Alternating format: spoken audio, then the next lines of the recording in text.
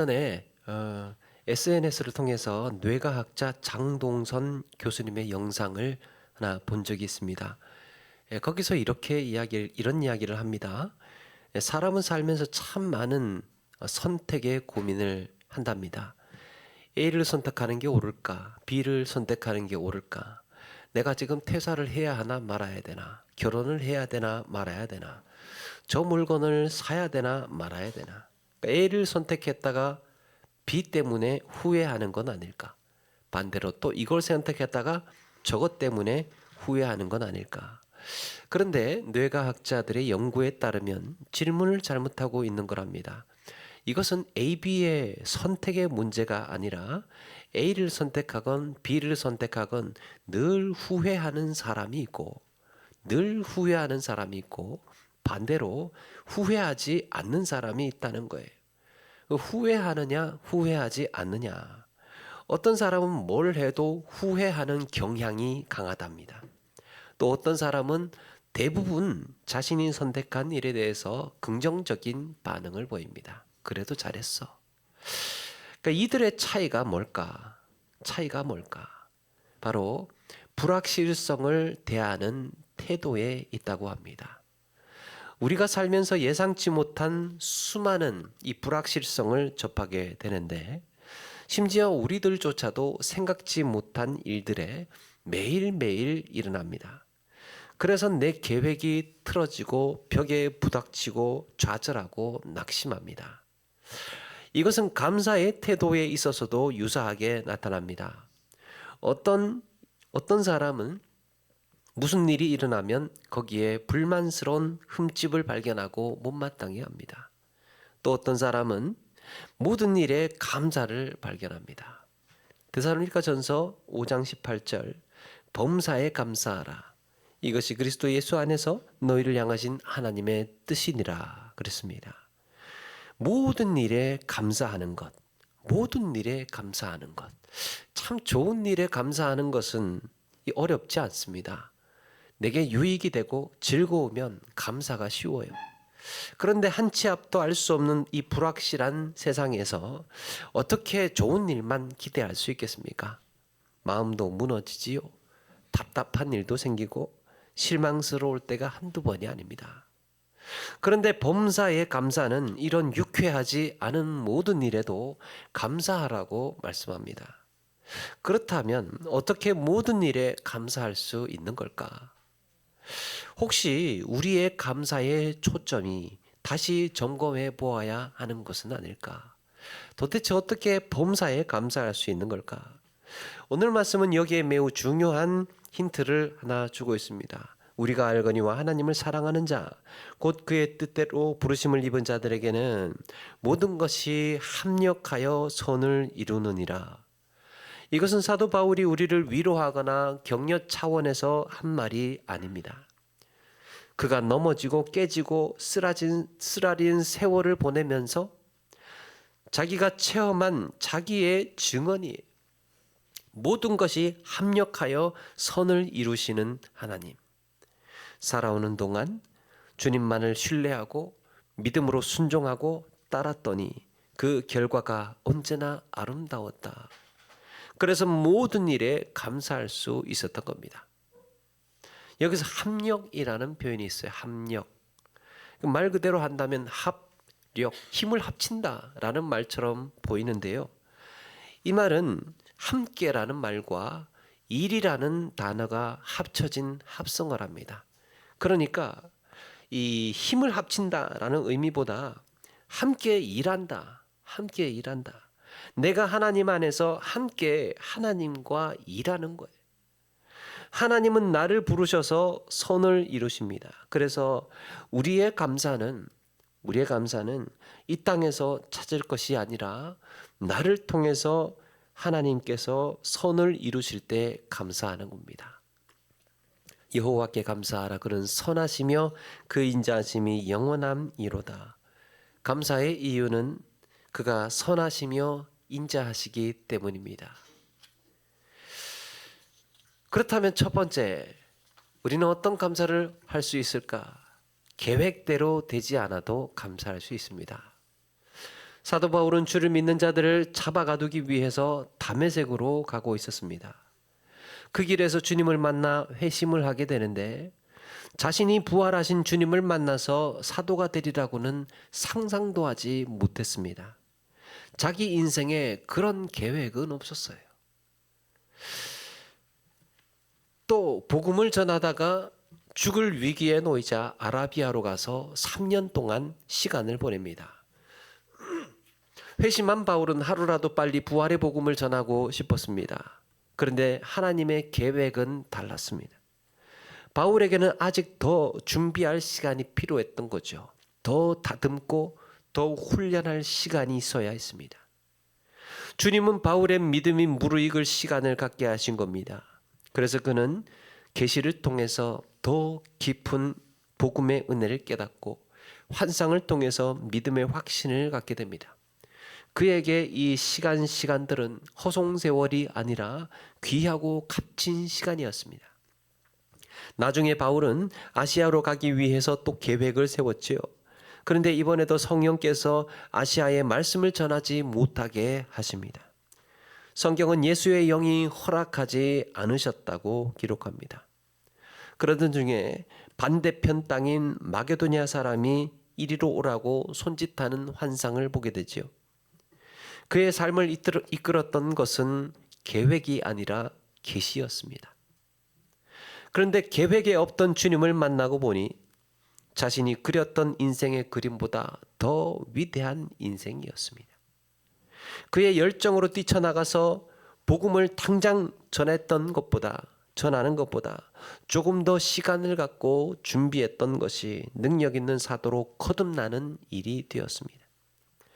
리빙스턴 선교사는 원래 중국 선교사를 가기로 소원하고 기도하고 있었답니다. 그런데 하나님은 그를 아프리카로 보내셨습니다. 언더우드 선교사도 처음에 인도로 가기를 희망했답니다. 그런데 하나님은 그의 걸음을 한국으로 옮기셨습니다. 사람이 마음으로 자기의 길을 계획할지라도 그의 걸음을 인도하시는 이는 여호와시니라. 사랑하는 여러분, 하나님은 내 계획 밖에 계시더라고요. 계획대로 살되 계획대로 되지 않는다고 해서 낙심하거나 절망하지 않을 수 있는 것은 거기에 하나님의 계획이 있기 때문입니다. 그러므로 우리의 감사는 내 계획 밖에서 하나님의 계획을 만날 때예요. 하나님께서 이러려고 이렇게 하셨군요. 하나님께서 이렇게 하시려고 나를 인도하셨군요. 하나님께서 이렇게 계획하시려고 일을 이렇게 만들어 오셨군요. 그래서 이걸 만날 때마다, 하나님의 계획을 만날 때마다 우리는 감사할 수 있는 겁니다. 예상치 못한 인생의 길목에서 일하시는 하나님을 발견하며 감사로 사시는 우리 모두가 되시기를 바랍니다. 두 번째는 길이 막혀도 감사할 수 있습니다. 로마서 1장 13절에 보니까 형제들아 내가 여러 번 너희에게 가고자 한 것을 너희가 모르기를 원하지 아니하노니 그러면서 지금까지 길이 막혔도다 라고 합니다. 로마서의 시작은 내가 너희들에게 여러 번 가려고 애를 쓰고 몸부림을 쳤는데 지금까지 길이 막혔다. 바울은 고린도에서 하루라도 빨리 로마 교회를 방문하고 싶었습니다.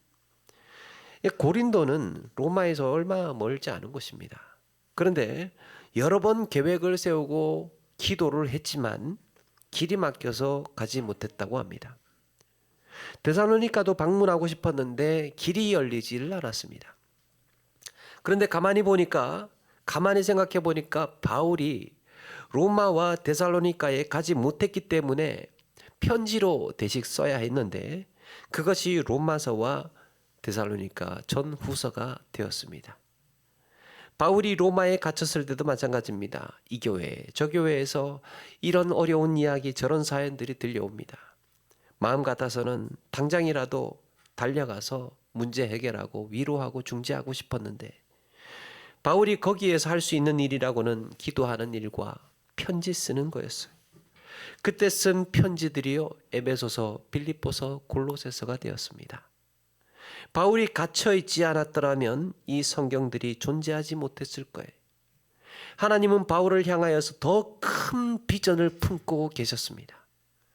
지금 흩어진 교회들뿐만 아니라 오고 오는 세대에게 복음을 전해라. 소아시아를 넘어서 유럽으로, 아메리카로, 아시아로 이 복음이 전해지도록 책에 기록해라. 사도 바울은 살아서 복음을 전한 자들보다 죽어서 복음을 전한 자들이 훨씬 더 많았습니다. 길이 막혔을 때 길이 막혔기에 일어날 수 있는 일이었습니다. 창세기의 요셉은 어떻습니까? 형제들에게 버림받고 애굽의 노예로 팔렸죠. 거기서 하인 노릇을 하며 억울한 누명으로 감옥에 갇힙니다. 세상에 더 내려갈 데 없는 막다른 길이었습니다. 서럽고 쓸쓸하고 고단한 시간의 연속이었습니다.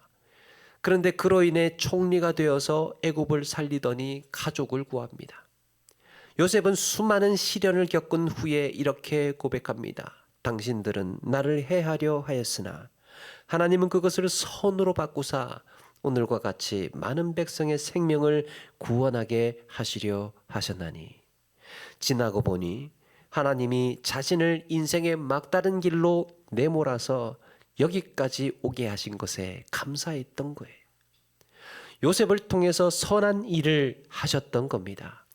사랑하는 여러분, 인생의 길이 막혔을 때요, 하나님의 길은 열려 있는 줄로 믿습니다. 하나님께서는 여전히 일하고 계시는 거예요. 하나님과 함께 동행하며 감사하는 삶이 되시는 우리 모두가 되기를 바랍니다. 세 번째는 고난 중에도 감사할 수 있습니다. 주님은 바울에게 많은 환상과 계시를 주셨지만 한편으로는 평생 육신의 질병에 시달려야 했습니다. 아니, 이왕이면 건강하게 좀 하셔서 마음껏 복음을 전하게 하시지 늘 마음이 아팠습니다. 몸이 아팠습니다. 수시로 일어나는 통증이 끈질기게 그의 발목을 잡았습니다. 그는 이것을 육신의 가시, 곧 사탄의 사자라고 불렀습니다. 자신의 질병이 사탄이 보낸 형벌이라고 생각했던 거예요. 사탄의 사자. 아무리 기도해도 낫지를 않았습니다. 그런데 하나님은 뜻밖의 응답을 주십니다. 내 은혜가 네게 족하도다. 나는 이미 네게 충분한 은혜를 주었어. 지금 네가 은혜가 차고 넘쳐. 아니, 하나님의 은혜가 내게 지금 차고 넘친다고 한다면 내가 당하는 이 고난은 뭐란 말인가? 그때 바울은 깨닫습니다. 지금까지 이것이 사탄이 보낸 저주라고 생각을 했는데 알고 보니까, 은혜로 해석해 보니까 그리스도의 능력이었던 겁니다. 언제든 자만하지 말고 십자가의 고난을 기억해라. 네가 아픈 이유는 십자가의 고난을 기억하라고 주신 사인이다.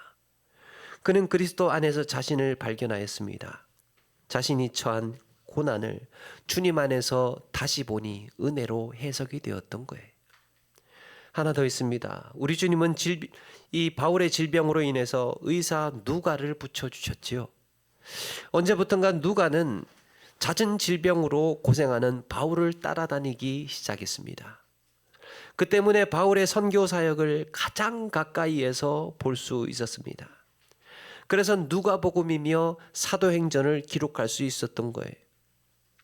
바울이 아프지 않았더라면 존재하지 않았을지 모를 이 신약의 중요한 기록들, 바울을 따라다니면서 목격한 놀라운 하나님의 역사들이 이 누가의 손을 통해서 쓰여졌던 겁니다. 하나님은 이렇게 합력하여서 선을 이루시는 분인 줄로 믿습니다. 다윗이 사울을 피해 들판으로 동굴로 피해 다닐 때 환난당한 자, 빚진 자, 원통한 자들이 하나씩 둘씩 모여들었습니다. 그래서 모인 자들이 400명가량이나 되었습니다. 하나님은 이렇게 모인 자들을 위로하시고 강하게 하셔서 하나님의 군대가 되게 하셨습니다. 비록 환난을 당하고 원통해서 모여들었지만 그로 인해서 하나님을 더욱 붙드는 계기가 되었던 거예요. 우리 역시 이 땅에서 아픔을 겪고 고난의 시간들을 또 지나왔고 앞으로도 있을 것이지만, 한편으로는 그때마다 치유하시고 위로해 주시는 주님을 만나는 기회가 됩니다. 고난 중에 깨닫게 되는 그리스도의 능력이 나를 살게 하는 거예요. 뜻으로 본 한국 역사라는 책에서 함석헌 선생님이 이런 말을 합니다. 생명의 깊은 뜻은 피로 쓰는 글자로만, 눈물로 그리는 그림으로만, 한숨으로 부르는 노래로만 나타낼 수 있다. 우리 삶의 의미는 피로 쓴 글, 눈물로 그린 그림, 한숨으로 부르는 노래에서 배어나고 드러난다는 겁니다. 핍박을 받음으로 대적을 포용하는 관대함이 생기고, 궁핍과 형벌을 참음으로 자유와 고귀함을 얻을 수 있다. 그러면서 한마디 덧붙입니다. 감사하다는 것은 하나님께로 돌아가는 마음이다. 감사하다는 것, 하나님께로 돌아가는 마음이래요. 불확실한 세상에는 늘 근심과 염려와 불안과 두려움이 도사리고 있습니다.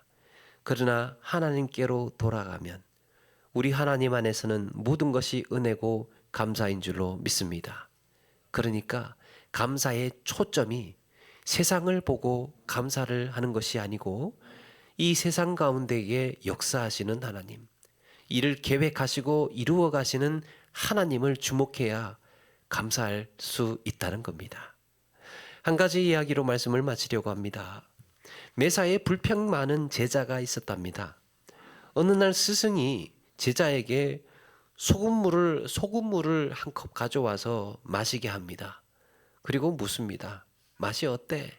그러니까 제자가 그렇죠. 아이고, 스승님 짜요. 스승은 제자를 호수로 데리고 갑니다. 이번에는 호수에 이 소금 한 줌을 호수에 풀게 하고는 호수의 물을 마셔보라고 합니다. 맛이 어때? 아직도 짜? 아니요. 여러분, 소금을요, 고난이라고 한다면 우리 인생의 문제는 소금의 양이 아니라 그릇의 문제인 경우가 많답니다. 그래서 소금을 없애는 노력보다 내 그릇의 크기를 크게 하는 노력이 있어야 한다고 합니다. 우리 인생의 고난을 어떻게 피해 가겠습니까? 우리의 삶에 시련을 어떻게 다가오지 않게 하겠습니까? 그런데 우리는 할 수 있는 것이 있습니다. 이것을 감당하는 그릇의 크기를 키우는 거예요. 하나님은 고난을 없애주시기도 하지만 우리의 그릇을 고난보다 더 크게 하셔서 이 고난을 이기게도 하십니다. 사랑하는 여러분, 고난 중에도 감사할 수 있으려면 그 너머에 나를 선한 길로 인도하시는 하나님을 보아야 합니다. 내 삶의 계획이 틀어져도 우리는 내 계획 밖에서 일하시는 하나님을 보아야 합니다. 인생의 막다른 길에 선다고 해도 하나님의 길은 열려 있음을 믿어야 합니다. 그러므로 우리는 불확실한 세상에서 감사를 찾는 것이 아니라 지금도 나를 통해서 일하시는 하나님, 선한 길로 인도하시는 하나님을 바라보며 감사의 삶을 사는 것입니다. 인생이 계획대로 되지 않아도, 길이 막혀도, 고난 중에도 주님 안에서 늘 감사의 신앙으로 사시는 저와 여러분 되기를 주의 이름으로 축원합니다.